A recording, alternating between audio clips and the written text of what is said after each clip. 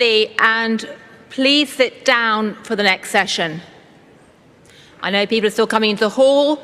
If you can come through and take your seats, that would be fabulous, because we have a terrifically important conversation that is about to take place in terms of where the rubber hits the road, how the money we've heard discussed in this morning's panel, the commitments from both the public sector and from the private sector via the GFANs, how that is or is not going to help the emerging markets and the developing world that's at the forefront of so much of climate change to actually adapt to the tremendous changes, prove resilience in the face of all the stresses, and move forward.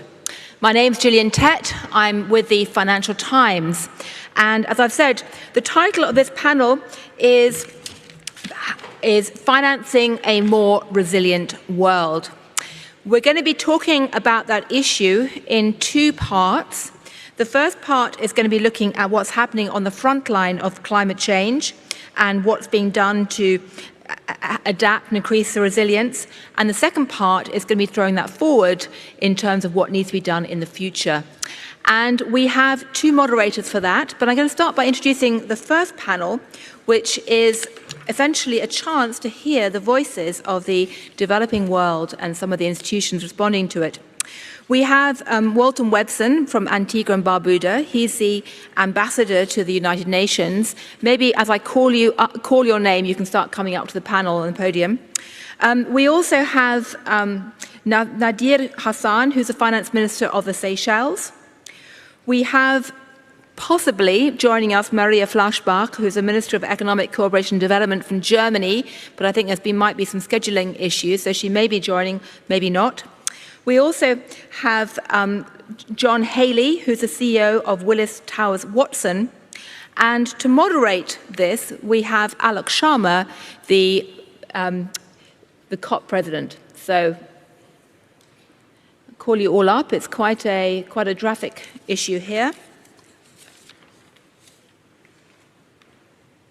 Oh, sorry, I missed out one person who's also coming up, apologies, which is Jan Pablo Bonilla, who's the manager of climate change at the Inter-American Development Bank.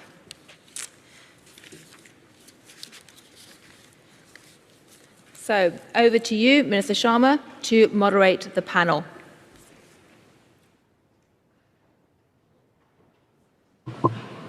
Great. Well, thank you very much indeed, Gillian. And let me start by wishing you all a good afternoon. And it is a real pleasure to be here. And this session brings together two of my absolute priorities as COP president. The first, of course, is finance, and the other, related to this, is adaptation. And as the impacts of climate change grow in force and ferocity, the need to adapt becomes more acute. Yet we recognize that finance for adaptation has been inadequate. And at the last count, globally, adaptation made up just 25% of international climate finance spend. And increasing finance for climate action, particularly for adaptation, has been a big focus of the COP26 UK presidency. And we have seen some progress. The delivery plan that I asked my friends Jochen Flashbart and Jonathan Wilkinson, ministers in the German and Canadian government respectively, to lead, shows that with some confidence we can say that the $100 billion will be met by 2023 at the latest, but I absolutely recognize that this does not deliver on the promise to mobilize $100 billion a year by 2020. But if you look at the underpinning analysis that has been done, I think that does show confidence that $500 billion will be mobilized between 2021 and 2025. Developed countries are increasing support for adaptation finance. Key developed countries have stepped up their adaptation funding, including over the last couple of days at the World Leaders Summit. And of course, every G7 country has committed to boost finance for adaptation. The US, for instance, has said that they will increase their adaptation finance by 6 times to $3 billion. Japan, Canada, and Australia have all committed to increase finance for adaptation. And you'll be aware of a new champions group for adaptation finance, and this is committed to a balance in finance between adaptation and mitigation as well. Yesterday, I was able to announce almost $200 million of new UK funding to support adaptation in Africa. And the UK has launched a new £40 million fund to support small island states to access finance, as well as an initial $10 million for the IRIS Fund to support SIDS to develop resilient, sustainable infrastructure. And I very much encourage all developed countries to help replenish the Adaptation Fund to support marginalized communities. And at the World Leaders Summit, Switzerland, the US, Canada made commitments to this fund, which I welcome very much.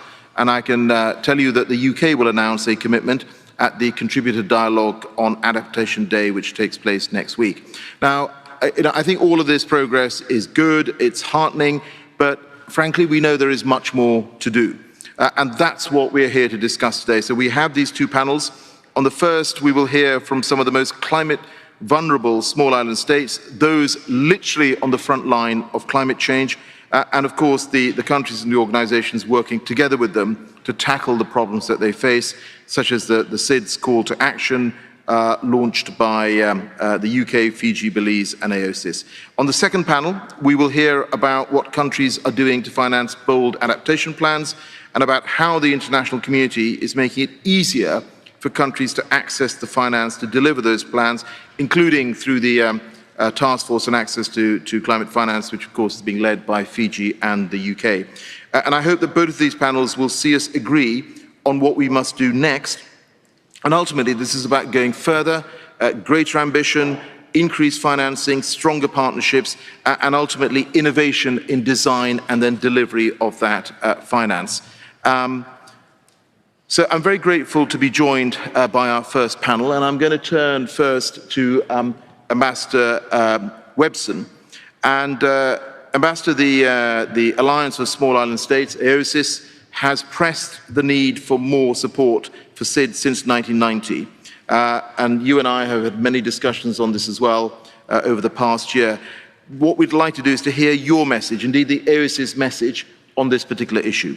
Over to you, Ambassador. Thank you very much, Minister Sharma. It's really a pleasure once again to share the platform with you, and it's always a pleasure to be in your company. Yes, indeed, Minister and colleagues, the small island states made this plea many years ago. They were the first affirmative call for climate action was made by the small islands in the Conference on Sea Level Rise, excuse me, back in 1989. Excuse me. It drew the world's attention to the fact that global temperatures could rise by 1.2 degrees by 2030. Emphasizing the need for global action, we called at that time upon all states to take immediate and effective measures to control, limit, and reduce greenhouse emissions, and to consider ways and means of protecting the small states of the world that were most vulnerable. During those 3 decades of advocacy that followed, our call has not really changed.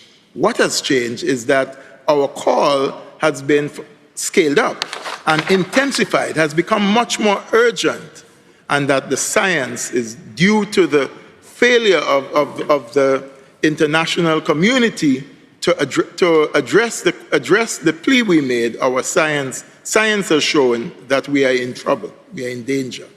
The science has confirmed that the impact of climate change have intensified significantly, resulting in an exponential increase in the cost and of adaptation for small island states due to our, of course, unique and inherent vulnerabilities. At the same time, we are incurring significant loss and damage each year due to climate disasters and slow onset events, which need to be addressed according to the principles of climate justice. However, colleagues and friends, excellencies, the current climate finance landscape is not targeted to address the needs of the most vulnerable. Last year, the Standing Committee on Finance reported that funding committed to SIDS represented 2% of bilateral finance and 10% of finance approved through the multilateral climate funds. During this period, work also fell in the amount of finance targeted towards adaptation in small islands. While financing is inadequate, it is further exacerbated by the challenges we continue to face each day. Each year we can expect major hurricanes. We face accessing the whole climate finance that is available is another challenge. This is because eligibility is currently based on GDP per capita, and we have been speaking loudly right here this week about the use of GDP and the pressures that puts and the disadvantage that puts on many of the most vulnerable states. And we have been asking for the past 20 years, 30 years about some form of a criteria, and we have been speaking most loudly in this conference and working with our friends from the UK in the past years and others about the vulnerability index. Our message today is clear. We need scale-up support for adaptation, for that which is commensurate with our developing needs. We also need support allocated specifically for averting and minimizing, addressing loss and damage, an area for us that is vital. Finally, colleagues, we need to improve access to finance that is available.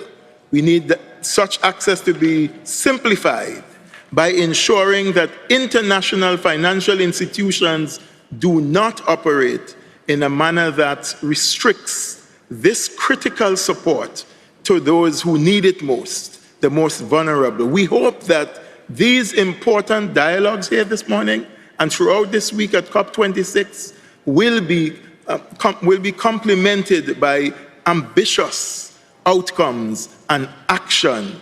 This is an action COP, and we must not leave, as I have been saying, inching our way forward. If we can't make a quantum leap, we certainly could make a significant stride. And we, in the small islands, need you. Your failure to work with us would have been a failure for mankind. We thank you.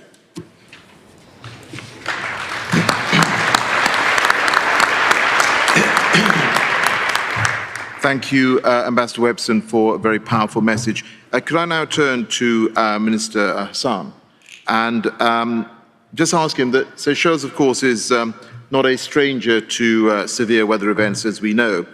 Can you tell us a little bit more about the partnerships, the innovation that you have used to try and bring about resilience from climate change? Thank you, Minister Sharma, and good afternoon to everybody in the room. So, after the aftermath of the global financial crisis in 2008, the Seychelles faced a huge debt crisis, with public debt rising to over 150% of GDP. And this led to an IMF-led reform program, and we had to partner with the Paris Club to restructure the debt. And subsequently to that, in 2011, we received support from the Nature Conservancy and other organizations to restructure the debt on more favorable terms, culminating in an agreement to swap $30 million of existing Paris Club debt for a fund to conserve Seychelles ocean spaces against overfishing and climate change, and that was in 2015. In that same year, Seychelles established the Independent Seychelles Conservation and Climate Adaptation Trust, known as SECAD, which was to manage the proceeds of the debt restructuring. So part of these funds have been used to, one, develop and implement climate risk reduction and social resilience plans, and second, install stream gauges in selected rivers. And on the latter, training is being provided to collect data and compile and analyze these to support the management of climate risk. However, I cannot emphasize the need for us to explore more of these innovative options and partnership if we are to achieve the objective that we have set ourselves. Thank you. Thank you.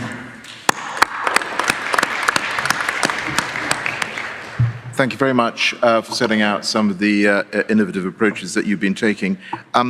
Perhaps I can now turn to State Secretary Flachspart. And State Secretary, we've just heard some of the concerns from the climate vulnerable countries, and I know that the German government works very closely with many of these countries. Can you explain what are the donors actually doing to provide and respond to support where it's needed? And I think it is the pace of the responses you've also heard, which is vitally important. Thank you very much, Honourable Alok Sharma, for this question, and thank you to our colleagues for their valuable insights. As we have heard, the needs for adaptation, especially in the needs for the SIDS, are really high and keep increasing as climate impacts worsen. So the groundbreaking OECD report on losses and damages presented on Monday made this painful clear once again. As co-chair of the Inter-Resilience Global Partnership, a position that I share with Minister Wazee from the Republic of Marshall Islands, I have also learned a lot about these specific vulnerabilities. Fortunately, while the needs are growing, awareness and support are increasing too. Let me give you some examples. Inter-resilience members are supporting regional risk pools, namely the Pacific Catastrophe Risk Insurance Company and the Caribbean Catastrophe Risk Insurance Facility. Germany sees regional risk pools like these as one of the key tools in increasing resilience and as a very good way of encouraging a proactive approach to disaster risk management and financing. Therefore, I'm especially pleased to use the opportunity of our discussion today to announce an additional 10 million euros this year to each of these two funds in the Caribbean and Pacific regions. At the same time, reacting better to disasters is, of course, only one side of the coin. We also need to reduce exposure and vulnerability in advance through adaptation action. So the need for adaptation measures is increasing worldwide, and with the need for considerably more financial means. We know that adaptation finance still falls short of what is necessary. Therefore, we must collectively step up our efforts and raise our ambitions still further. Germany has further increased its climate finance goal from 4 to 6 billion euros from budget sources by 2025 at the latest. We very much desire to see an increase in the total sphere of climate finance spent on adaptation and resilience, and I would like to invite other countries here today to join us in these efforts. Furthermore, besides the need for rising availability of finance for adaptation, access to it is also a major challenge.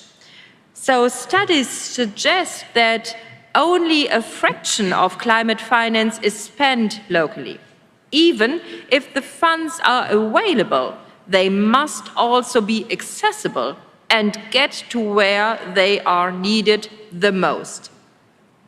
We have to address these challenges more strongly by facilitating access to climate finance and by helping to improve the capacities of our partners to manage these funds.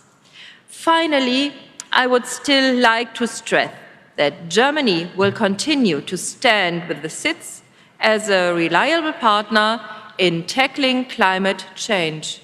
So thank you very much.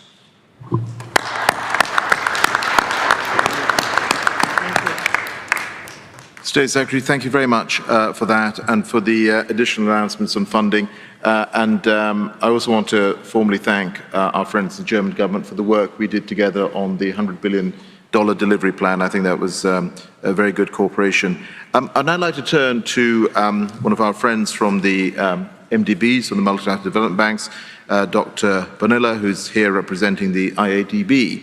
And really just to ask you, Dr. Bonilla, to set out what is it that you think MDBs need to do more of? I mean, clearly there is the move towards Paris alignment in terms of your funds flow. There is a commitment from many of the MDBs to spend more on climate. But is there more that you can be doing? And maybe to put you a little bit on the spot, do you see a trajectory in terms of where the finance will move from MDBs when it comes to climate?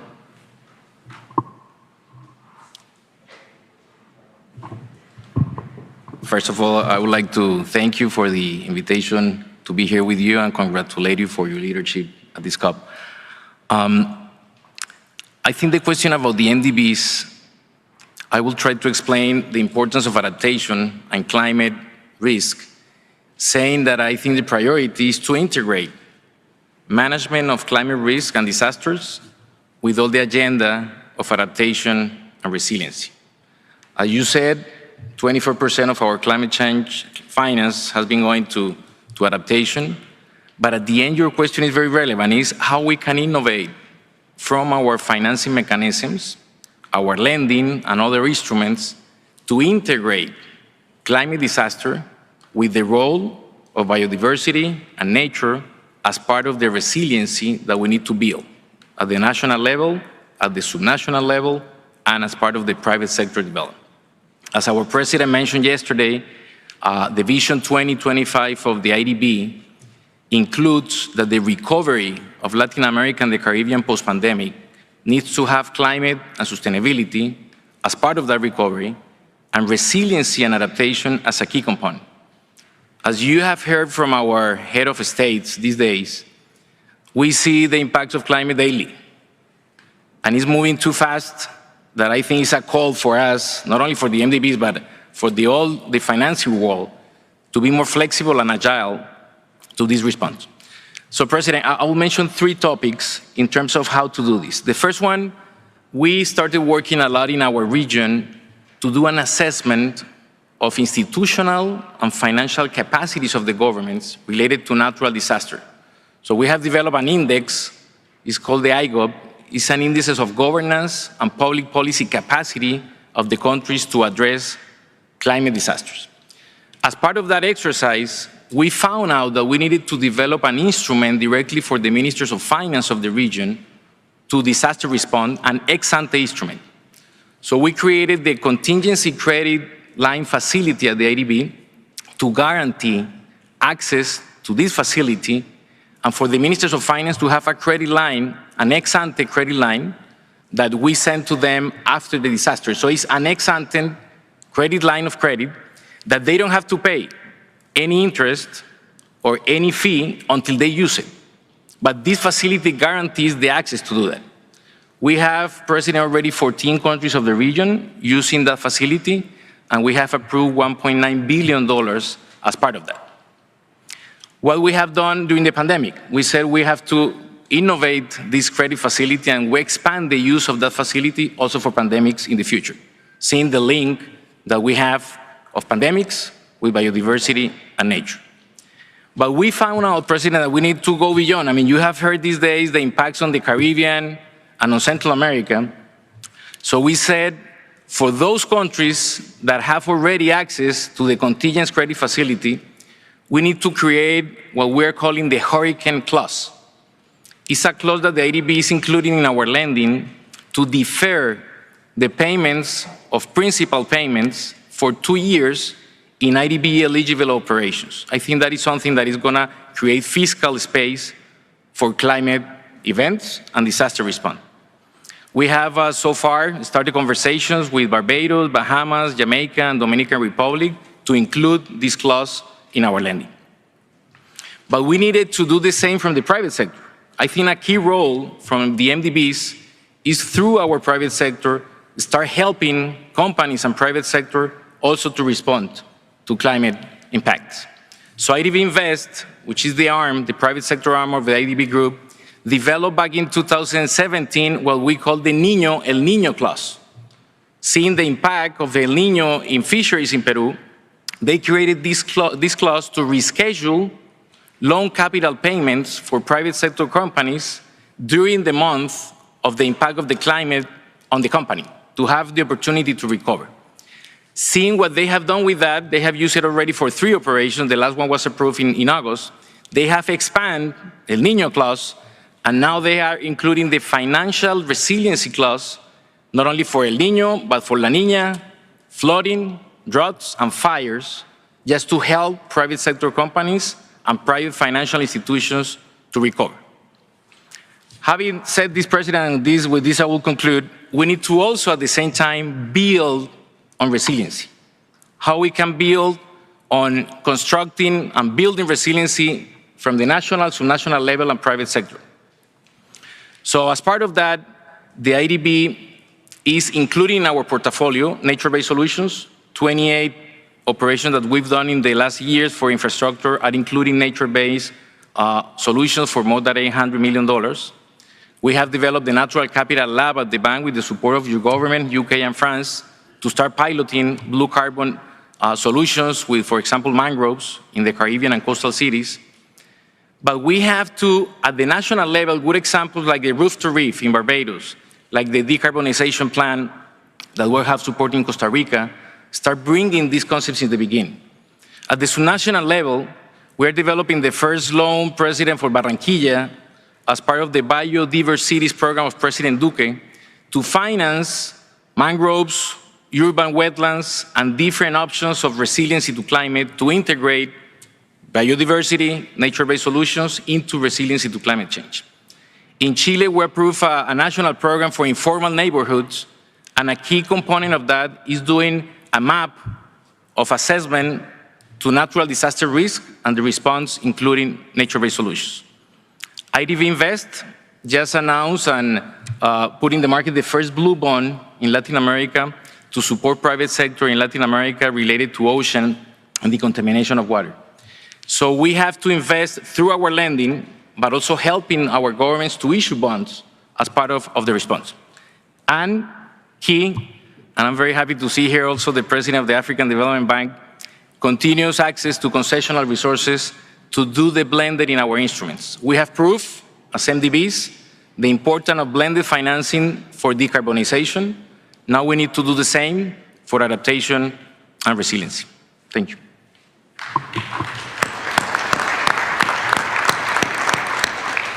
Thank you very much indeed, Juan. Since you started talking about the private sector, I think it's good now we turn to John Hanley, who is the CEO of Willis Towers Watson.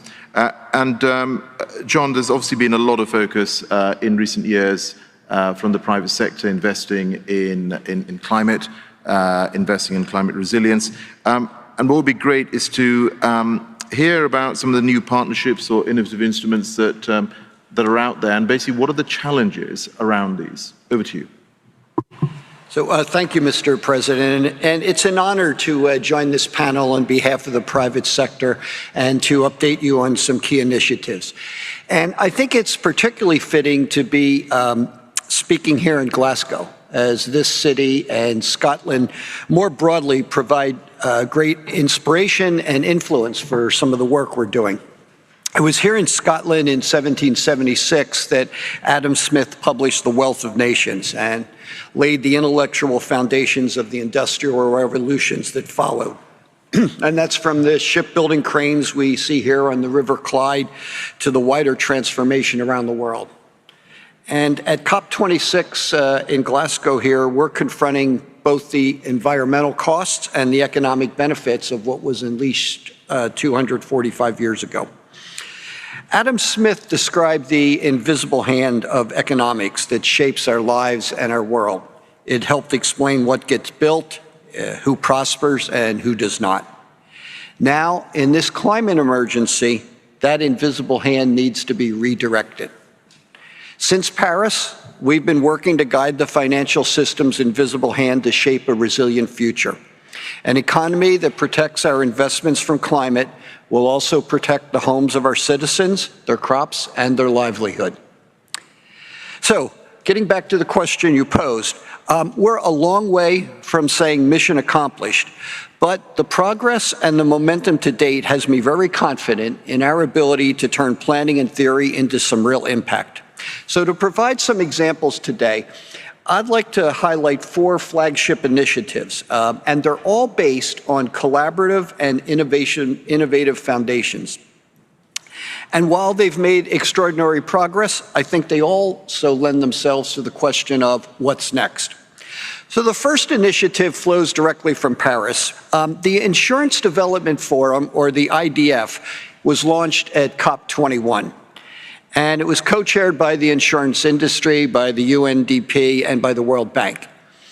And under the leadership of IDF Chair Denis Duvernay of AXA and Ikoswani Iyahin, its Secretary General, as well as the support of the German government, the IDF is supporting disaster risk finance across 20 developing countries as part of the Ensure Resilience target to protect 500 million people from climate risks by 2025.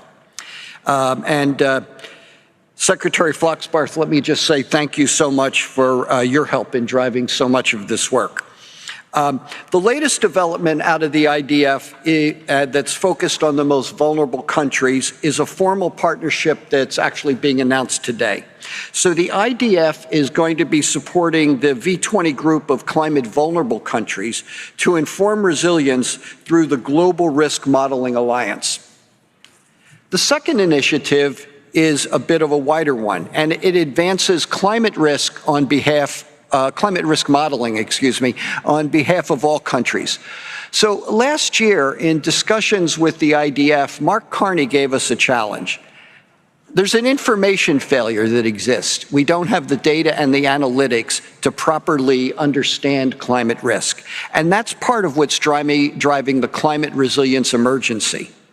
I'm pleased to share an important global breakthrough that is also being announced this week. The Global Resilience Index Initiative, supported by the UN Office for Disaster Risk Reduction and others, is going to provide climate resilience data analytics for all by COP27. The third initiative I'd like to highlight relates to investment in infrastructure, and that initiative is the Coalition for Climate Resilient Investment, or CCRI. Now, I have the good fortune to chair this coalition. We launched it at the UN Climate Action Summit in 2019. We come to COP26 with 120 members, over 120 trillion of assets under advisement, and we represent governments, we represent the financial sector, engineers, and many other organizations. And CCRI has kept its promise from 2019 that we would deliver practical solutions for a better pricing of physical climate risks in investment decision-making. And we cover 2 key areas of decision-making: national planning, or systemic resilience, and asset design and structuring. All CCRI solutions recognize the challenge faced by the small island developing states when it comes to physical climate risks. So we've had a wonderful partnership with the government of Jamaica and with the support of the UK government and the Green Climate Fund. And next week, we're going to be launching a tool that allows for the identification of the projects most capable of protecting the economic, social, and ecosystem value in Jamaica over the next 20 years. We're very excited about the impact of this tool, and we plan to roll it out in many other countries in the years to come. The final initiative is governance. To mainstream progress, regulation of financial markets requires climate risk to be disclosed, accounted, and managed. Here at COP, insurance and wider financial regulators have contributed to a call to action. This call to action was launched this morning by the Cambridge Institute for Sustainability Leadership, among others, and it includes 20 actions to apply climate resilience mandates across the financial system. So in closing, I propose an answer to the question of what's next, that here in Glasgow, with the inspiration of its economic heritage, we declare a new financial order, one that builds upon the economic influence of this place and forges a new role for the invisible hand to guide a resilient and prosperous future. Thank you.